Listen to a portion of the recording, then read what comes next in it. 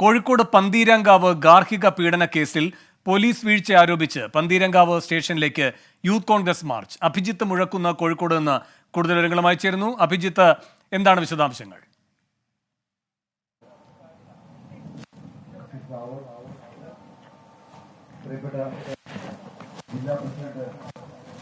പന്തീരങ്കാവ് ഗാർഹിക പീഡന കേസിൽ പോലീസിന് പങ്കുണ്ട്, അല്ലെങ്കിൽ ഈ പ്രതിയെ വിദേശത്തേക്ക് രക്ഷപ്പെടാൻ ഉൾപ്പെടെ പോലീസ് സഹായം ലഭിച്ചു എന്ന ആരോപണം ഉന്നയിച്ചാണ് ഇപ്പോൾ പന്തീരങ്കാവ് സ്റ്റേഷനിലേക്ക് യൂത്ത് കോൺഗ്രസിന്റെ നേതൃത്വത്തിൽ മാർച്ച് നടത്തുന്നത്. നിലവിൽ മാർച്ച് സമാധാനപരമാണ്. വലിയ രീതിയിലുള്ള അക്രമ സംഭവങ്ങളോ അല്ലെങ്കിൽ അത്തരത്തിലുള്ളൊരു കയ്യാങ്കളിയിലേക്ക് പോലീസോ പ്രതിഷേധക്കാരോ നീങ്ങിയിട്ടില്ല.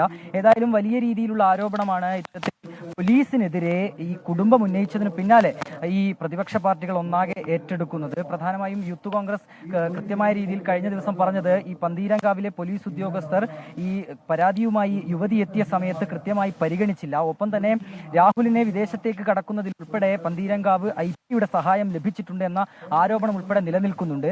ഇതുമായി ബന്ധപ്പെട്ട് കഴിഞ്ഞ ദിവസം പന്തീരങ്കാവ് CIയെ സസ്പെൻഡ് ചെയ്യുന്ന ഒരു ഉത്തരവുണ്ടായിരുന്നു. ഏതായാലും നിലവിൽ ഇത്തരത്തിൽ ഈ പീഡനക്കേസുമായി ബന്ധപ്പെട്ട് പ്രതിക്ക് സഹായം ലഭിച്ചു. ഒപ്പം തന്നെ പെൺകുട്ടി ഈ പരാതിയുമായി സ്റ്റേഷനിൽ പരിഗണന ലഭിച്ചില്ല. അഭിജിത്ത് മുഴക്കുന്നാണ് വിവരങ്ങളുമായി ചേർന്നത്. പന്തീരങ്കാവ് ഗാർഹിക പീഡനക്കേസിൽ പോലീസ് വീഴ്ച ആരോപിച്ച് യൂത്ത് കോൺഗ്രസിന്റെ പ്രതിഷേധ മാർച്ച് നടക്കുകയാണ്.